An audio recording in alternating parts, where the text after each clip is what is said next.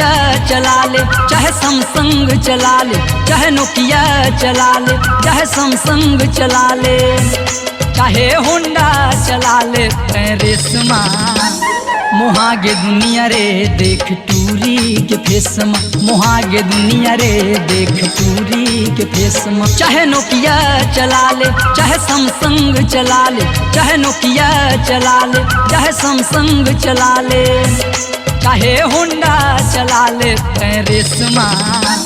मोहागे दुनिया रे देख टूरी के फेसमा, मोहागे दुनिया रे देख टूरी के फेसमा।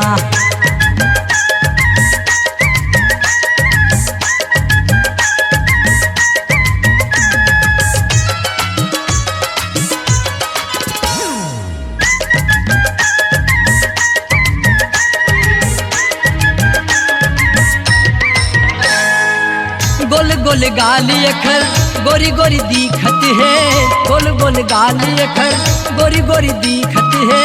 बिखरे है बाल अखर काय काय बोलत है, बिखरे है बाल अखर काय काय बोलत है।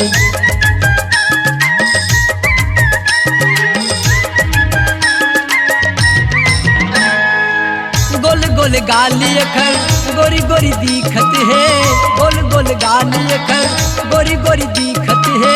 बिखरे है बाल अखर काय काय बोलत है, बिखरे है बाल अखर काय काय बोलत। चाहे दिल माँ बसा ले, चाहे मन माँ बसा ले, चाहे दिल माँ बसा ले, चाहे मन माँ बसा ले, चाहे चुम्मा लगा ले कैसे ले समान।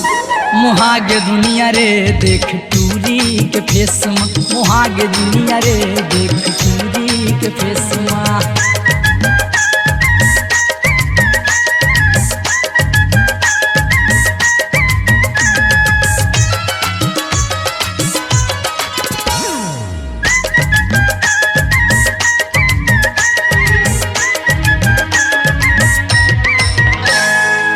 हाय हलो कही के टूरी पेपर बनावत है, हाय हलो कही के टूरी पेपर बनावत है। हो गे दीवान टूरा सब ल दिखावत है, हो गे दीवान टूरा सब ल दिखावत है।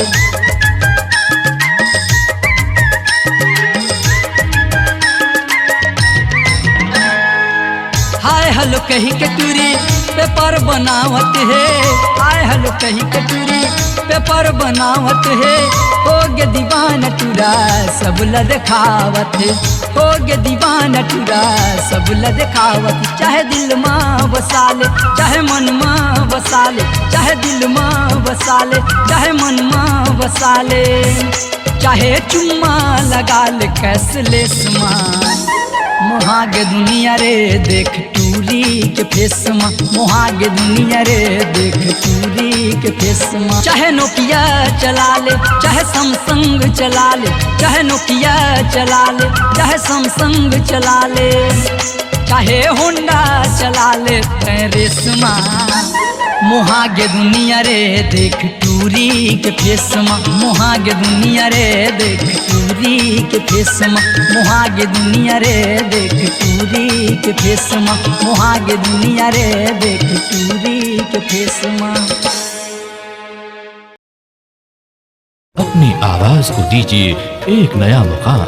डिजिटल रिकॉर्डिंग की दुनिया का जाना पहचाना नाम स्वरांजलि, जहां गूंजती हैं ध्वनियां अपनी माटी की सौंधी सुगंध के साथ। छत्तीसगढ़ी संगीत के विविध रंग जो पहुंचाते हैं पूरे प्रदेश में डिजिटल रिकॉर्डिंग के संग।